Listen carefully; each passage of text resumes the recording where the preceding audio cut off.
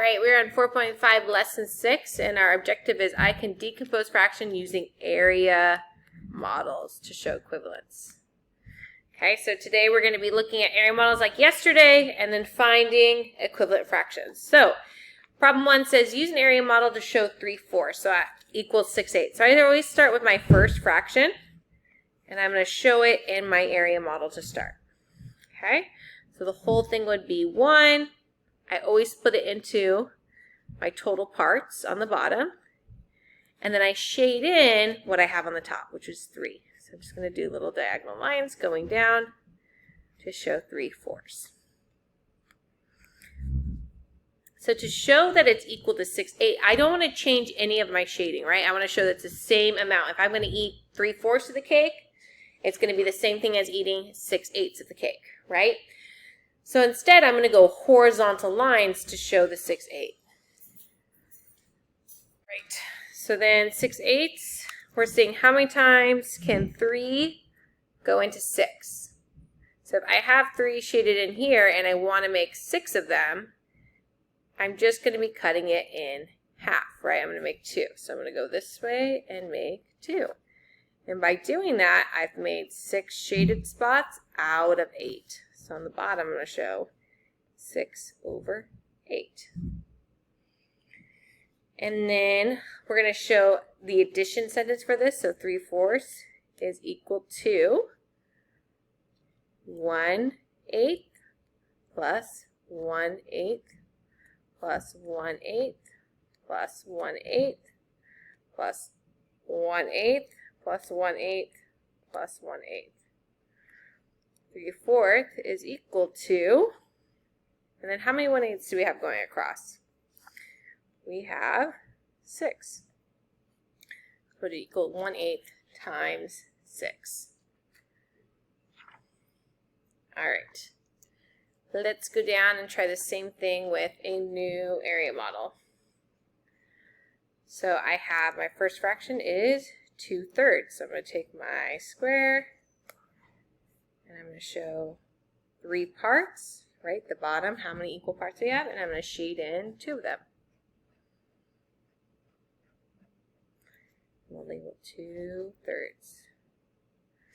Okay, so I'm starting with 2/3. I want to make it into 8/12.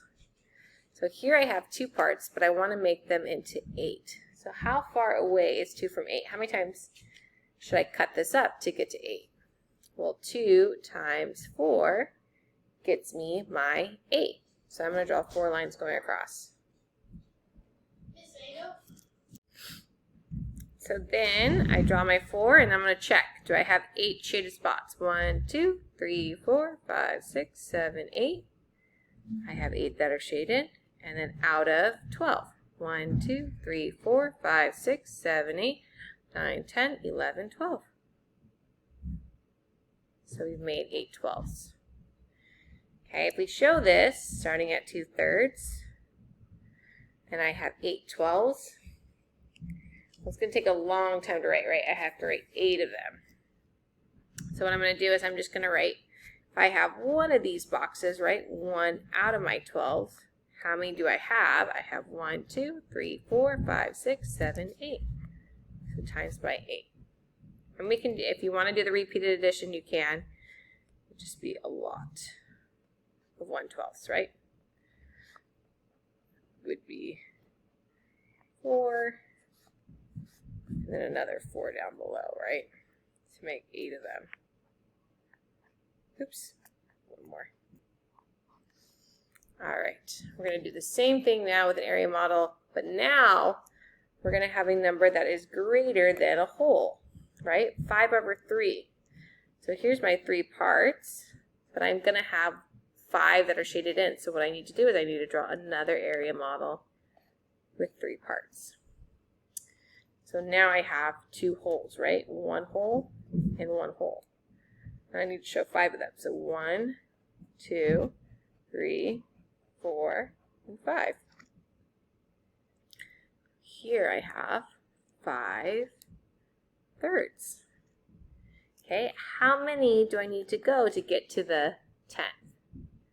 Well, if I have 5, Already, if I just cut it in half the other way, times by 2, then I'd have 10. So how many do I get now? I get 1, 2, 3, 4, 5, 6, 7, 8, 9, 10 over 1, 2, 3, 4, 5, 6, 7, 8, 9, 10, 11, 12. Oh, wait. Over 6, sorry. Because we're starting with, we stop at our whole. 1, 2, 3, 4, 5, 6. So only 6. We don't count this one as our whole. All right. And then if we show this as repeated addition,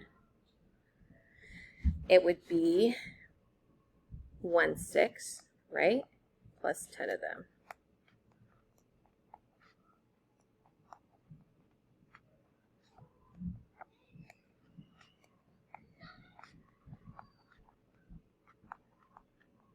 And then for a repeated addition, it would be turn into multiplication 1/6 times 10. Because these are all 6 that we cut these up into.